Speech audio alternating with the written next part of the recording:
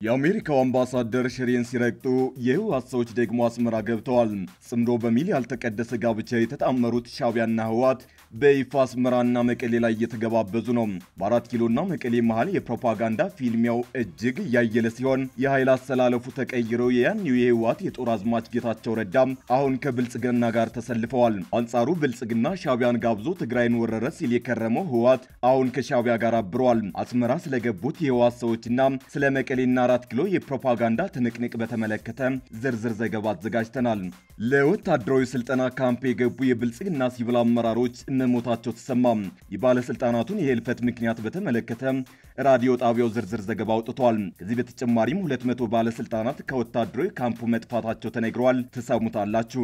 በቀጠለው የሐኪሞች አድማ ጤና ሚኒስቴር አነጋጋሪ ምላሽ መስጠቱን ቀጥሎበታል። የተቃውሞ አስተባባሪዎች በአድማው ምክንያት በርካታ ሆስፒታሎች ስራ ማቆማቸውን ያሳወቁ ሲሆን ጤና ሚኒስቴር በበኩሉ ሐሰት ነው ብሎታል። በጥንቅራችን ይዘነዋል። ሐማስ ትጥቅ ከፈታና መሪዎቹ ከተሰደዱ ጦርነቱ ነገ ይቆማል ሲሉ ጠቅላይ ሚኒስትሩ ተናገሩ። ምዕራባውያን ሀገራት እስራኤል በጋዛ የጀመረችውን አዲስ ዘመቻ ተቃውሞ ማስጠንቀቂያ ከሰጡ በኋላ ቤንጃሚን ኔታንያሁ ጦርነቱ ስለሚቆምበት ሁኔታ ቅድመ ሁኔታን አስቀምጠዋል። በውጭ ዜናችን በስፋት የምንዳስሰው ጉዳይ ነው። ጤና ይስጥልን ውድ የአንድ አፍታ ሚዲያ ቤተሰቦች፣ ሰላምታችን በያላችሁበት የዓለም ዳርቻ ይድረሳችሁ። ከአንድ አፍታ ለአሁኑ መደመጥ አለባቸው ያልናቸውን ዜናዎች ወደ እናንተ የምናደርስበት ሰዓት ላይ ተገኝተናል። አብራችሁን ትቆዩ ዘንድ ግብዣችን ነው።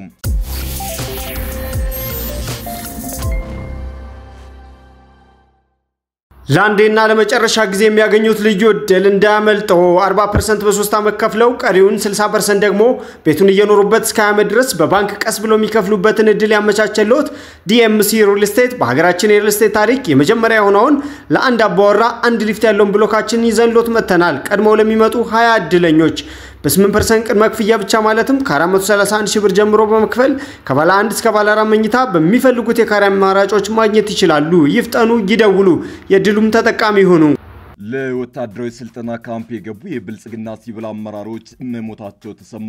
የባለስልጣናቱን የህልፈት ምክንያት በተመለከተ ራዲዮ ጣቢያው ዝርዝር ዘገባ አውጥቷል። ከዚህ በተጨማሪም 200 ባለስልጣናት ከወታደራዊ ካምፑ መጥፋታቸው ተነግሯል። በኦሮሚያ ክልል በቅርቡ ለመሰረታዊ የውትድርናና ፖለቲካ ስልጠና አዋሽ ቢሾላ ወታደራዊ ማሰልጠኛ ካምፕ የገቡ የዞን የወረዳና የቀበሌ አመራሮች መካከል የሰባቱ ህይወት ማለፉን ዋዜማ ራዲዮ ዘግቧል። አብዛኞቹ ሟቾች ተጓዳኝ የጤና ችግር እንደነበረባቸው የጠቀሰው ዘገባው የሟቾቹን ቤተሰቦች አስክሬኖች እንደተረከቡም ገልጿል።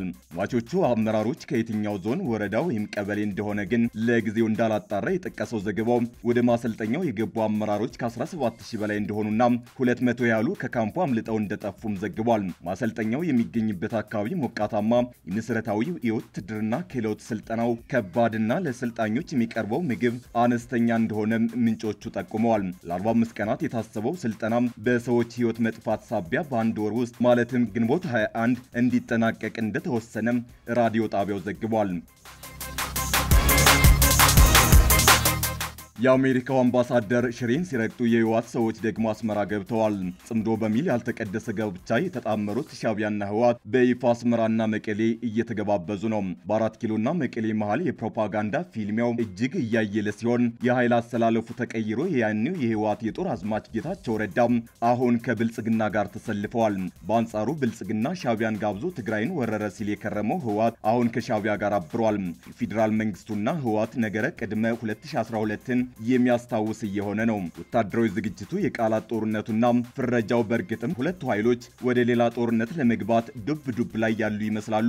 ጌታቸው ረዳ አሰላለፋቸውን ወደ 4 ኪሎ አዙረው የአዲስ አበባውን የቃላት ጦርነት እየመሩ ሲሆን ከወዲያ ደግሞ ህወሓት ከሻዕቢያ ሰዎች ጋር ግንኙነቱን እያጠናከረ የፕሮፓጋንዳ ሰዎችን ወደ አስመራ መላክ ጀምሯል። የህወሓት ቀንደኛ የፕሮፓጋንዲስት ስታሊን ገብረስላሴ አስመራ የመግባቱ ነገር መነጋገሪያ ሆኗል። የህወሓት ቀንደኛ የሚዲያ ሰው ስታሊን ገብረስላሴ የኤርትራን 34ኛ የነጻነት በዓል ለማክበር አስመራ ገብቷል። ህወሓትና ሻዕቢያ የጀመሩትን ግንኙነት በአደባባይ ይበልጥ ለማሳየት የህወሓት ሰዎች በኤርትራ ነጻነት ቀን ላይ እንዲታደሙ መጋበዛቸውን ከሳምንታት በፊት መዘገባችን ይታወሳል።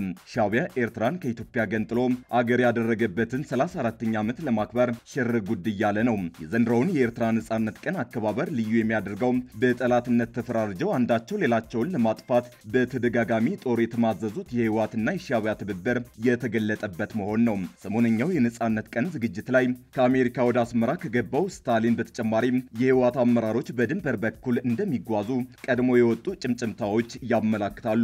በአስመራው ዝግጅት ላይ እንዲታደሙ የተጋበዙት የህወሓት አመራሮች ሰሞነኛውን ጽምዶ የተሰኘውን ይፋዊ የጥምረት ጅምር ለማጠናከር መሆኑን ተሰምቷል። የህወሓቱ ሰው ስታሊን አስመራ ሲገባ የተቀበለው ከሻዕቢያ በኩል ጽምዶ የተሰኘው ጥምረት ወኪል አወል ሰይድ ነው።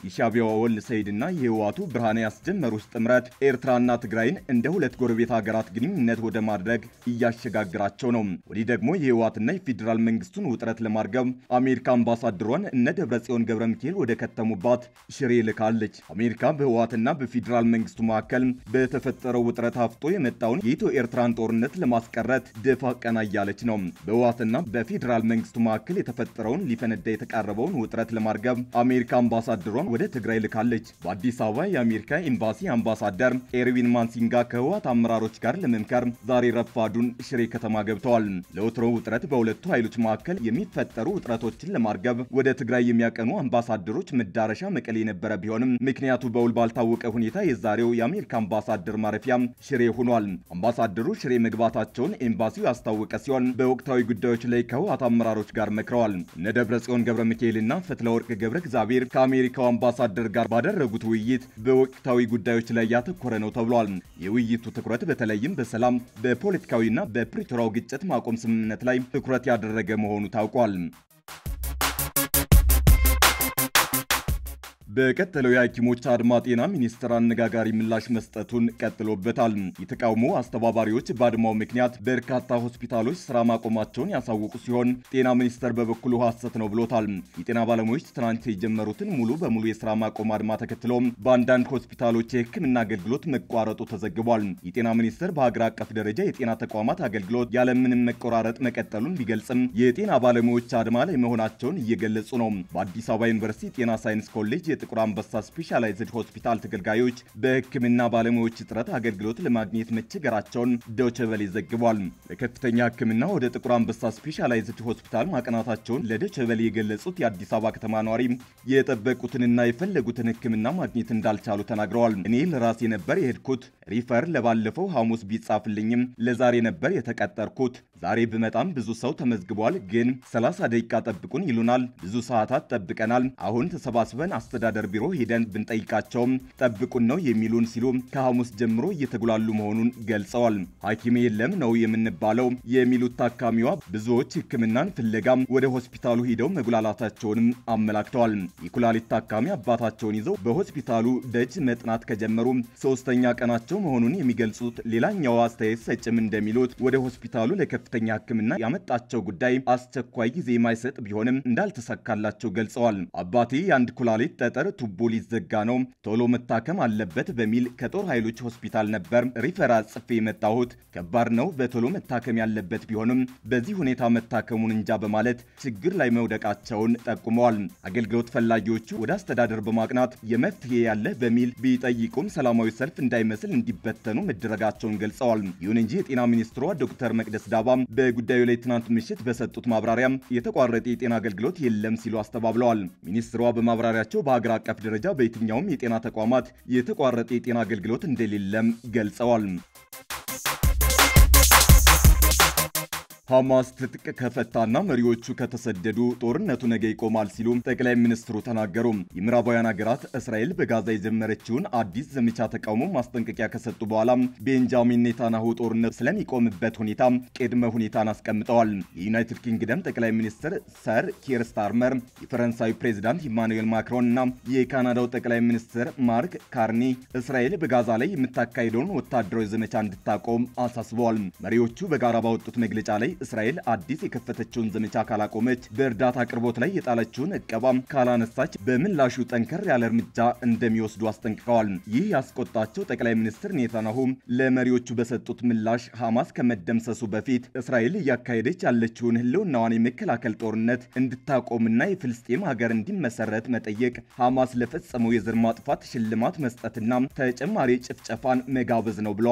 ጠቅላይ ሚኒስትሩ ጨምረውም ሐማስ የቀሩት አጋቾችን ከለቀቀ፣ ትጥቁን ከፈታ፣ ጨፍጫፊ መሪዎቹ ወደ ስደት የሚሄዱ ከሆነና ጋዛ ከወታደራዊ እንቅስቃሴ ነጻ ከሆነች ጦርነቱ ነገ ሊቆም ይችላል በማለት ከዚህ ያነሰ ነገር እስራኤል እንደማትቀበል አሳውቀዋል። እስራኤል ራሷን በመከላከል ሙሉ ድል በሐማስ ላይ እስክትቀዳጅ ድረስ ጦርነቱ የሚቀጥል መሆኑን የጠቀሱት ኔታንያሁ ይህ ጦርነት ስልጣኔ ከኋላ ቀረነት ጋር የሚደረግ ነው ብለዋል። የዩናይትድ ኪንግደም የፈረንሳይና የካናዳ መሪዎች በጋራ ያወጡት መግለጫ ከምዕራባውያን በኩል ከዚህ በፊት ባልታየ ሁኔታ ጠንከር ያለ ሲሆን በጋዛ ውስጥ ያለው ሰብአዊ ቀውስ በእጅጉ አሳስቧቸዋል። ሀገራቱ በጠየቁት መሰረት እስራኤል ምላሽ ካልሰጠች ተጨባጭ እርምጃ እንደሚወስዱ ከማስጠንቀቅ ውጭ ምን አይነት እርምጃ እንደሚወስዱ ግን የገለጹት ነገር የለም። እስራኤል ራሷን ከሽብር ጥቃት ለመከላከል ያላትን መብት ሁልጊዜም እንደሚደግፉ ያመላከቱት ምዕራባውያን መሪዎች ነገር ግን እየተባባሰ ያለው የእስራኤል እርምጃም ተመጣጣኝ አይደለም ብለዋል።